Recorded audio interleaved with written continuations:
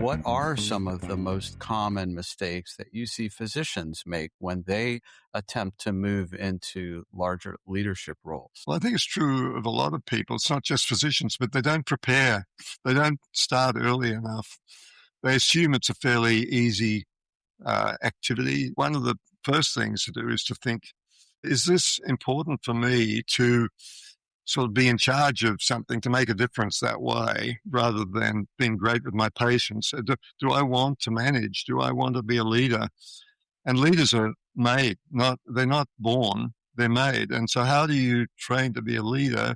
It's got totally different skills from being a great physician. Leaders have to deal with groups of people, and how do I motivate them? How do I bring them along? How do I energize them? How do I deal with disputes? How do I manage resource allocation? How do I disappoint people? It's a totally different set of skills, and I would say it's learned over time. There's an extraordinary statistic from Harvard, which is that 40% of chief executives fail within the first 18 months. And why would that be?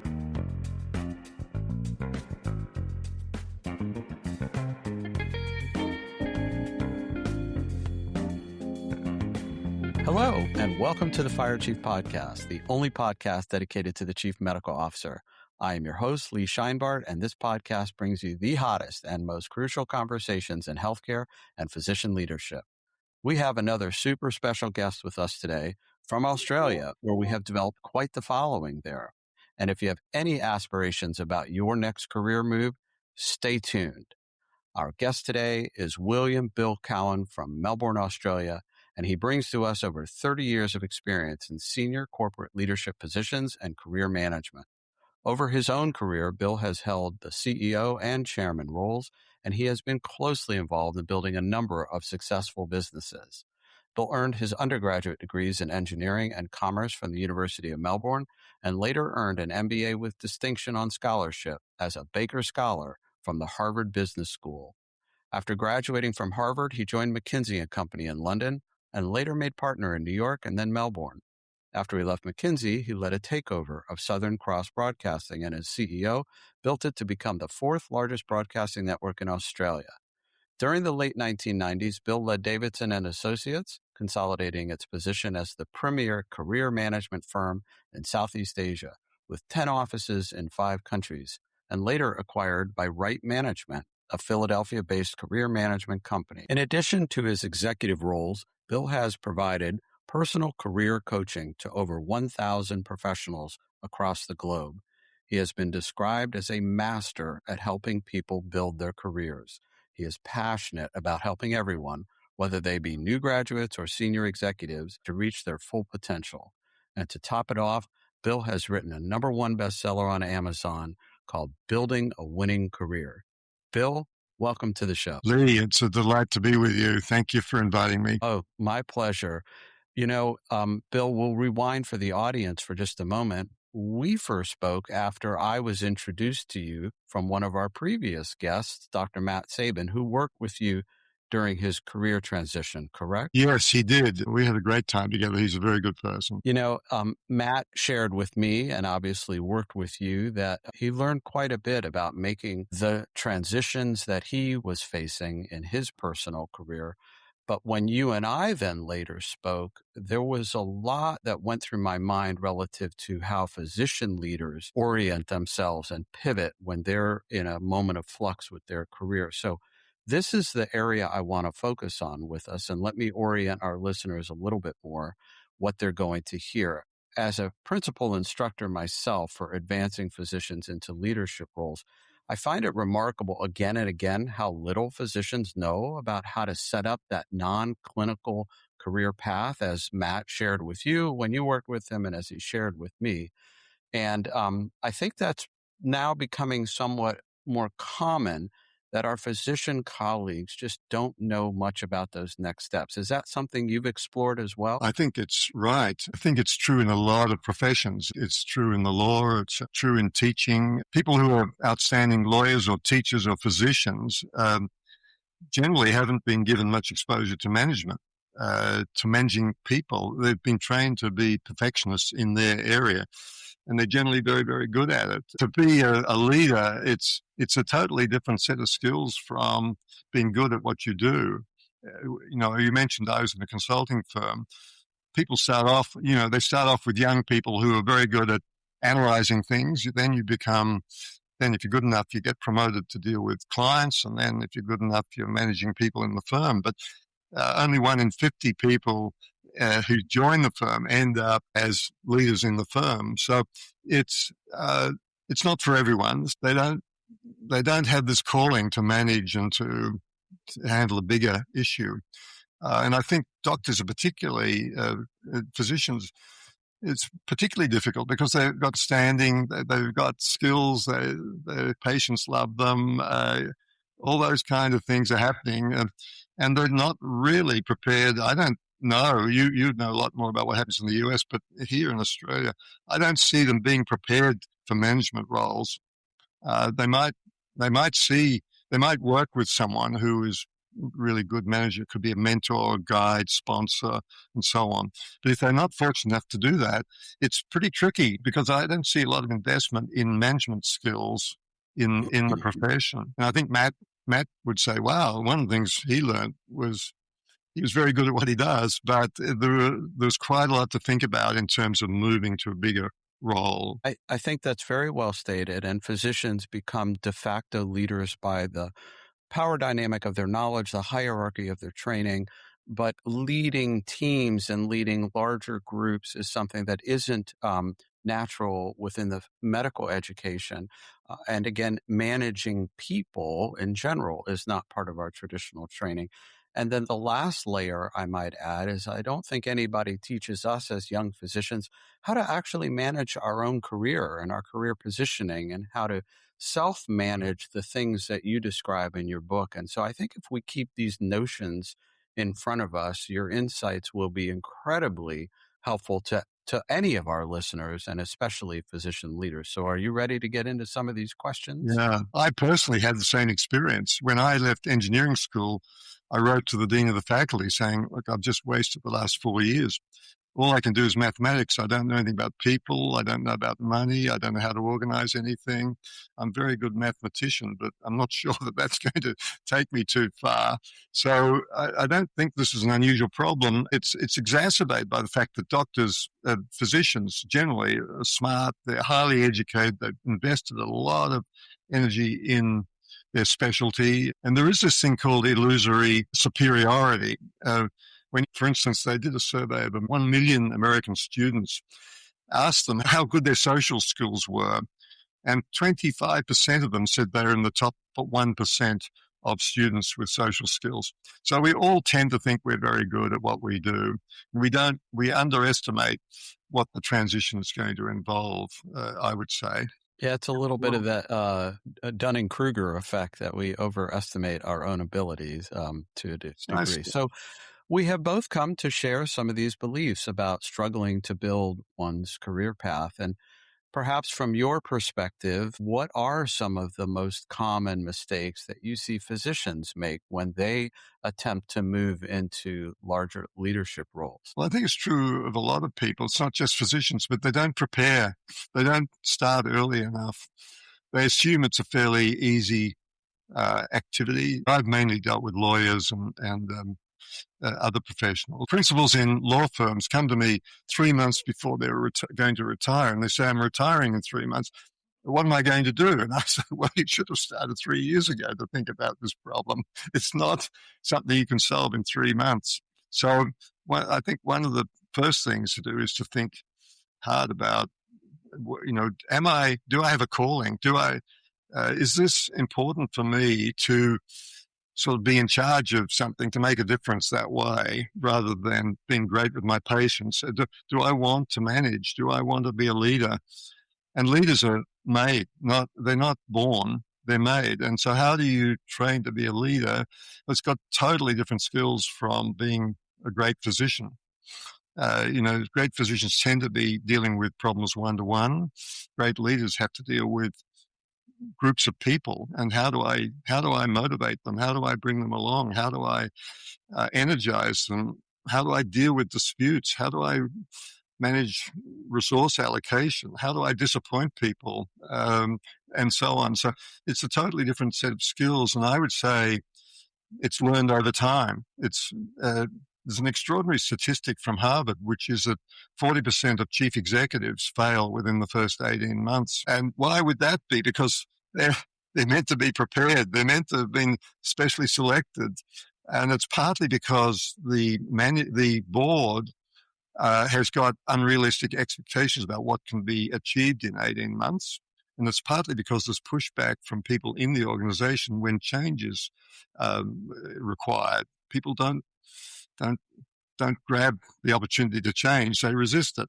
So the first big thing is to realize that this is quite an important transition, and it needs some time. You need to work, test your skills, find out whether you've got the people skills that are required to be effective in this kind of a role. I think you're articulating what many physicians also stumble upon, not knowing the required skills and techniques, and they assume because they've succeeded as a physician that there's a natural capability for delivering, but in a different role, there are new skills and you have to be thoughtful and intentional. But that might be accessible in management courses or mentoring. But you've also hinted, and it's part of your book and things you've shared, that there's almost like a hidden curriculum that you've brought forth. Like physicians tend not to build networks or generate exposure. So let's say they've gone through a year or two of thoughtful training about skills, management techniques, but then they're standing like on an island by themselves because they've never bothered to create a professional network. Tell us a little bit about that and why that becomes such a liability. Physicians are used to referrals and calling people and moving patients through the process, but that's not the same network that you're referring to, correct? That's right. I'm referring to a much more sort of diverse network. Part of the problem with physicians, the ones I know, is they mainly hang out with physicians. So, you know, that's not the. I don't think that's the kind of network that makes a lot of sense if you're trying to become a senior manager. I tell people I'm working with, I want you to meet 50 new people. Now, there's two reasons for saying 50. One is shock. I want them to understand this is a serious exercise. It's not something you just do on the weekend and suddenly you've sorted it all out. This is quite a challenge. And two, I know that when you've met 50 people, you will be simply amazed at all the ideas that you generate and the different perspectives and the learning you've gone through and the confidence you build as well in dealing with different types of people. So it's a job. For the people I work with, it's a job finding a job. So it's a serious commitment. Now, this is another issue for people who are effective professionals. They don't have a lot of spare time. So how do they build their network? That's another reason why you need time to do this. If you meet one new person a week, if you make an intentional effort to meet one person a week, you can meet 50 people in a year. But if you don't have a job at all, I ask you to meet 5 people a week. So in 10 weeks, you can meet 50 people. But it's the thing is, the world is so diverse out there. None of us, we don't know what we don't know. And if we can go out there and meet different people and test our thinking and ask them, not for a job, it's not wise to ask for a job. Ask for advice, you'll get a job. Ask for a job, you'll get advice. So words to live by. yes, because people freeze up when you say, I don't have a job. I wouldn't have a clue where someone like you could get a job. But if you ask them about their career and how did they make the transition and who helped them and who would they recommend meeting, and if they were in your shoes, what would they do in order to progress in the direction that you're interested in, you'll be simply amazed at what you learn. I think you're also bringing forth, like you mentioned, the lawyer earlier.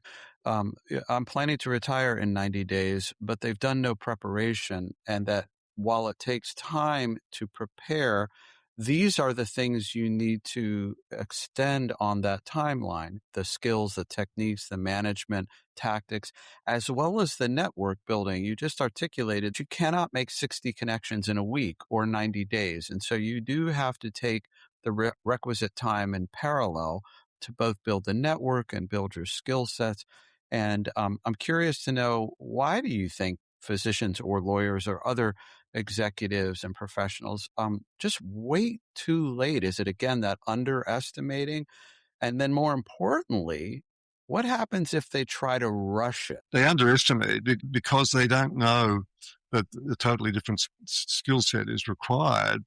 So they assume it's I'm guessing, but I'm thinking they assume it's a relatively straightforward transition. They don't really even know about their own behaviors and what makes them special. One of the things I do when I work with people is spend time with them looking at their behavioral profile. What do they like doing? If they don't like working with groups, if they don't like being in charge, if they're not persuasive, then they've probably got more work to do than if they do like that sort of thing. But what skills do you need to be a leader? And I was just reading, there's 15,000 books written on leadership, and there's a new one coming out every month. So how can this be? What's the secret sauce in being a leader? Well, there isn't one, but you develop, and different leaders respond well in different situations. Churchill was a great wartime leader. I'm not sure if he would have been a great peacetime leader. So it's, how do you test your skills? How do you work out that you are very comfortable doing this? Particularly when you've been very good at what you did originally. And so it's risky to move to something totally different without learning more about how can I make it work, and how can I be reasonably sure that I'm going to be successful in this role, because the people you're dealing with are very, very good at what they do. It's just simply amazing these days how many senior people have a coach, because it's very lonely at the top. And who do you test your thinking with? How do you get help on a complex situation? This transition is not straightforward. You don't just press a button and go up a floor in the elevator. You've got to have different skills, and you need to test them under different situations. And if you've got someone who cares about you and wants you to develop, that'll make a big difference. But it's not something that'll happen in a month. I think all of this sort of foundational conversation of taking the requisite time to develop the right skills, building that network, asking yourself, maybe even before both of those items, do I like to lead? What do I like to lead? Who do I like to lead? And then to your point about this vast information highway on leadership, do I even know what leadership means? What is the definition of leadership? And you may rise and see other leaders and think, well, they're not really great leaders. So then you have to kind of go back to ground zero again and get into the notion of leading and what is leadership. And I think you and I talked a little bit about, if anyone is failing to address these questions, they will stumble if they are only skilled in certain ways but don't really understand the skills required of leadership. Like, for example, what are your values that drive your behavior, and where those values will make a difference, and where that path of value alignment might lead? So again, we need physicians and others to look in the mirror and begin to think about, what are my values? What's my value inventory, and how will that guide me going forward? So again, what do you have to share relative to values in defining your career path and your leadership skills? Well, I think the big difference about leaders is they lead. If you look over your shoulder and no one is following, you're not a leader. So how do you lead? Well, as I say, there's 15,000 books to tell you about this, but none of them probably are totally relevant to you as an individual. Everyone is unique. The situation is unique. The team they lead is unique. It's to some degree it's trial and error, but there are certain attributes that I see in leaders when I work with them. One is that they've got strong social skills, so they're not uncomfortable with people. Two is they've got a lot of energy. They tend to be high energy people. They get things done. They don't just, they're not dreamers. We need dreamers, but these leaders are not dreamers. They have to get things done. You can't just ask people to sit around and wait while you think. So they tend to be decisive. They tend to be objective. So they're not highly emotional. They tend to be team players. So they want the team to win, not themselves. They tend to be inquisitive and agile. They want new ideas. They're not basically wedded to a particular approach, and that's the only way to do things. They're good listeners. They want to learn. They're quite structured, and they're quite what I call restless. They tend to be inquisitive, and they're trying to always find out new things. They tend to be frank and direct. It's difficult if you're not frank and direct to get people lined up. This is what I need done. They also tend to be good at asking questions, at learning from other people. So they do have a series of attributes. And if you're a backroom person, if you're a highly skilled person who just wants to be by themselves or with a small team, you're probably not going to be the right person for a leadership role. Yeah, physicians do have many of those attributes, not all of them, and they don't all have all of them. No. But you're right. And so there are some foundational elements that allow physicians to grow into leadership positions because of that curiosity, asking the right questions, and being objective and less emotional, perhaps when required to be so. Well, let's flip the table, actually. So a hiring manager, a leader, a boss, a CEO is looking at a physician leader or a presumed physician leader, and they're asking themselves, what do I really need to be evaluating beyond their clinical credibility, their scientific acumen, their curiosity? Can you give us some insights of what a leader is looking for when they're hiring another leader? Yeah, it's a very interesting question to try to explore this, because it is vital that you understand this if you go into a process. I think the first thing they're looking for is, do they trust you? And how do you build trust? This is a really interesting problem, but it's something to do with your ability to form an emotional connection with the person. You can't just be standoffish. You've got to somehow have the personal skills to build a warm connection. And if you're introduced by someone, you transfer trust from them. If they are trusted by the person making the decision, they tend to transfer the trust to you. That's why it's so important in this process not to just be an applicant, one of 100 applicants for a job, but to also to already know the individual, or to be introduced to the individual who's making the hiring decision. And I actually always recommend that you speak to them before you apply for a role, to try to understand, for a number of reasons. One is to build this emotional connection, but two is to understand what they think the job is, what they're looking for, because that allows you then to tailor your application and the way you handle the process to suit the particular situation. The next thing I think they're looking for is, can you do the job? Now, the problem is, if you've never done the job before, it's like a university student. We need you to have experience. Oh, how can I get experience if I don't have a job? It's a circular problem. Yeah. This again is where trust becomes very important. Okay, I believe you've got the interpersonal skills and the ability to handle this. And by the way, the skills to handle stress and things going off the rails, that sort of thing, which is a big issue, I think, for senior managers managing other people. How do you manage stress? Stress triggers you in some way. This is going to be a terrible problem for you. So can you do the job? Well, one of the interesting things I find in all roles is the job is not well defined. They sell you the shop window when you're going to be working in the basement. Your job is to figure out what the real job is and how they're going to measure your performance and how clear are the accountabilities. What will you be looking for in 90 days? What do you Or what would you like to see changed or improved? And sometimes there's something that really needs fixing, but it's not even mentioned in the interview process. But it's your job to find that out.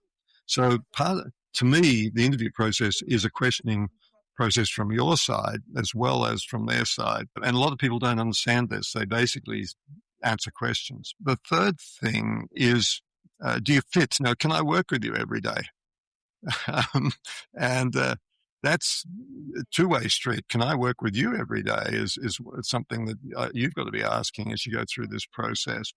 But a fit, particularly more senior roles, fit becomes more and more important. I want to work with someone that I feel comfortable with and I like to work with. The fourth thing is, do you really want the job? My problem is I don't want you to be too keen because I want you to explore the issues. I don't want you to be throwing yourself at them. I want you to be saying, well, it looks to me, it's a really exciting opportunity, but I'd like to understand exactly what you would want me to deliver.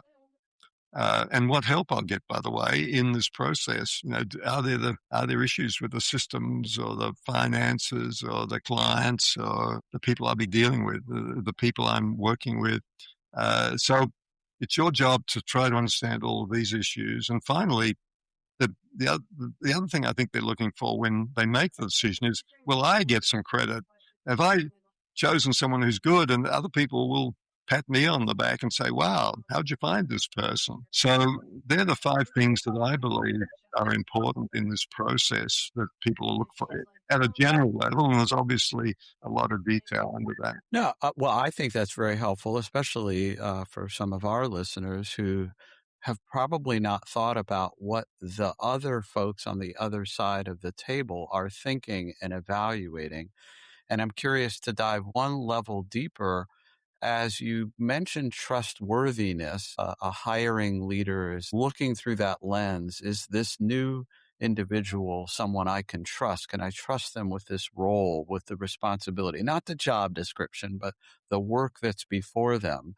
And are there other signals to the leaders or the hiring folks relative to trust? Are there signals they're looking for in the evaluation? Well, I think reference checking is a very important part of the process. And some recruiters would say reference checking is the most important part of the process. But that's too late. If you've missed out, you're not even going to be reference checked. So how do I build enough trust to stay in the process? And by the way, if there is a hiring process, it normally has a number of steps. So the trick is to stay in the process and learn more every time you move forward.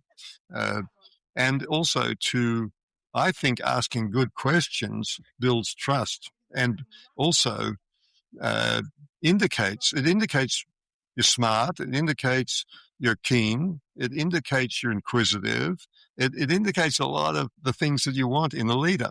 That's another twist to this. The whole trust thing is about interpersonal connections, and it's sometimes your network. This is where the network comes in, because I've had people who've been rejected for roles by the recruiter, and then have been hired by the company because the network has come back to the company and said, look, the recruiter's made a terrible mistake here. Because recruiters tend to try to box you into a very small box. And do you have these skills? They may or may not. They may miss out on someone who's really talented because they've put the wrong box out there. And so this is the network. If the network is talking about you, that improves trust as well. It gives people more a sense that it's a less risky hire because there are other people who think you're very capable. And Yes. So that's another reason why you need a network to support you.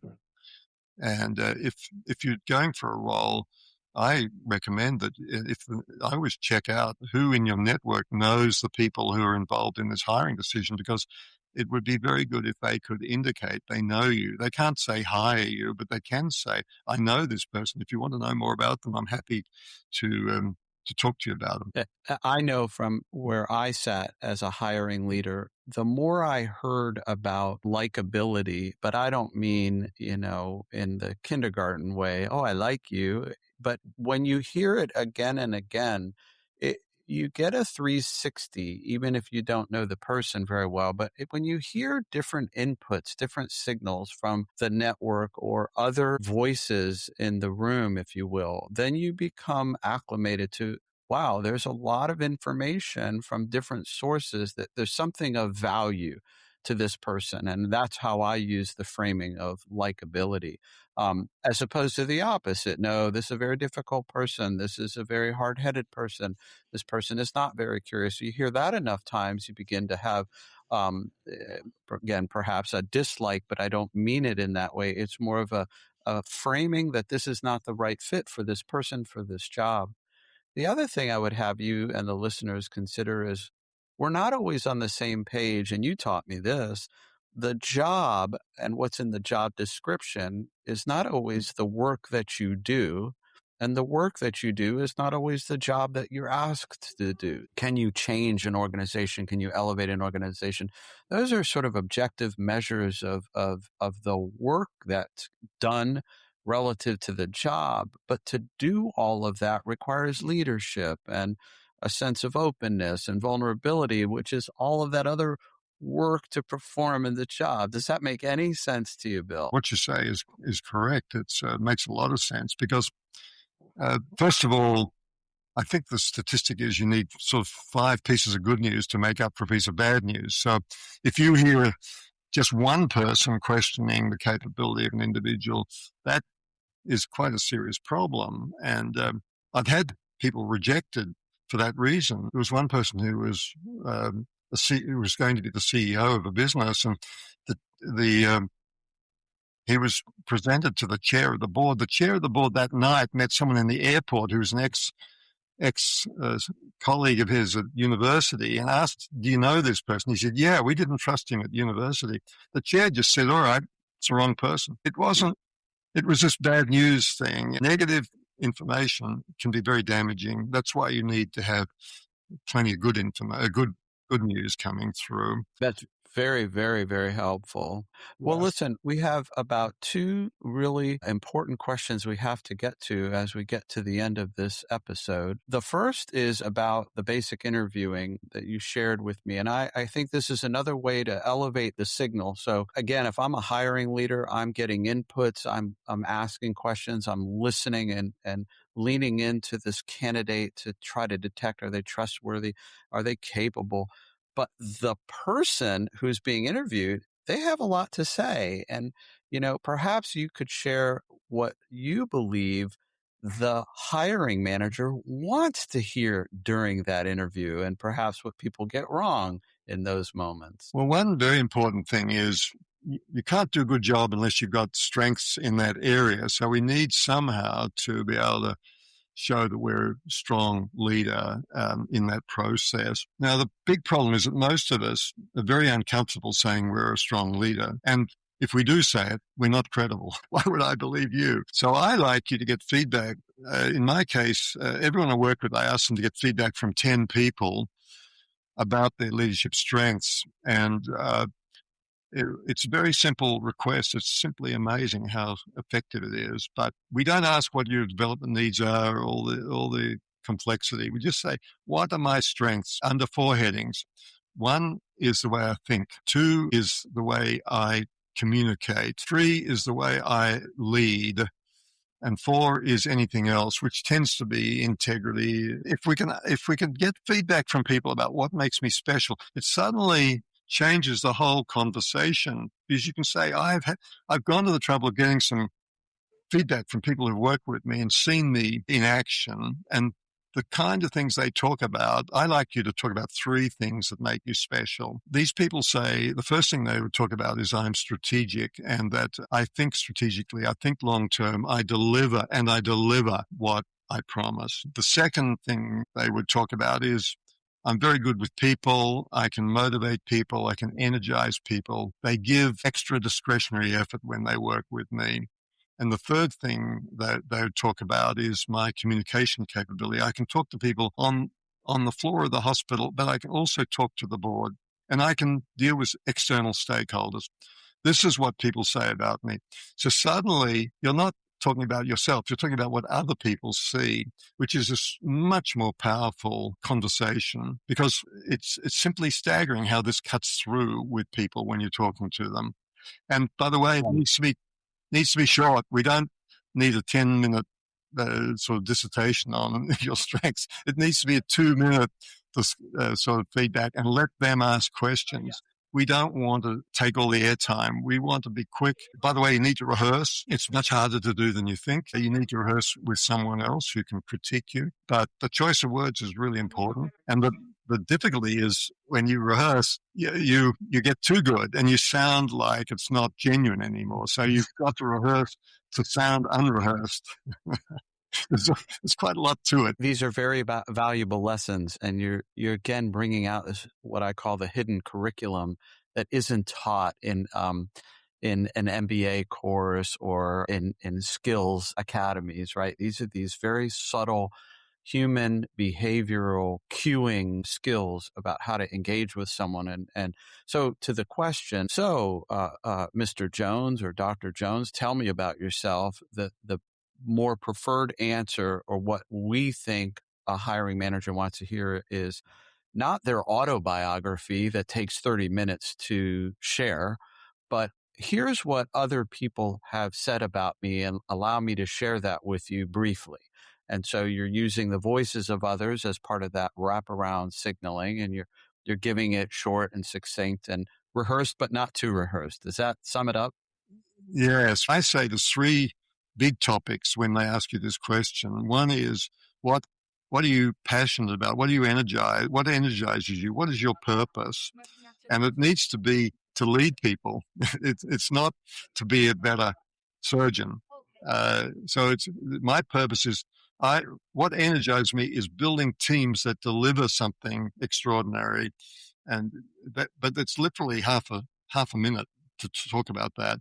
And by the way, I've done this a series of times. And over the last 10 years, I've done this 3 times, and I'm extremely proud of what these teams have delivered.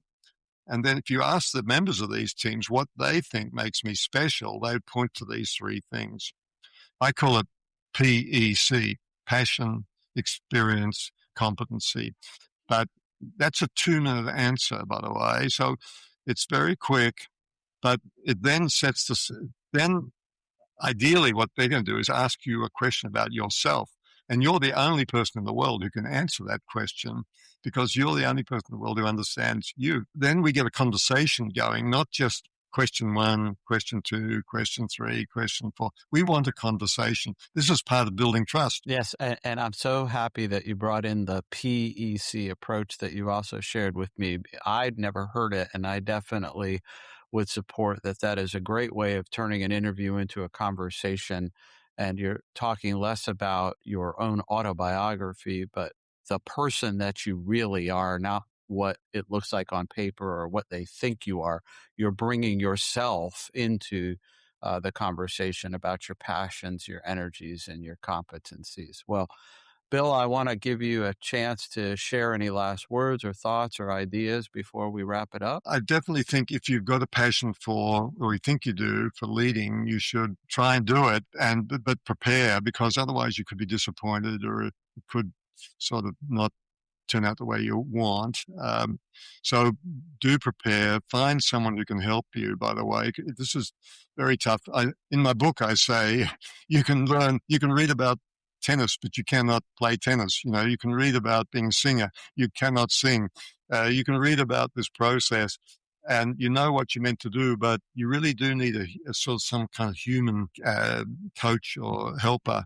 You'll learn a lot more when you're with someone who, even a friend who's just been through this, or a sponsor, or someone more senior who can give you advice. You'll learn a ton of stuff. I've got some techniques, but in the end, you need people to help you.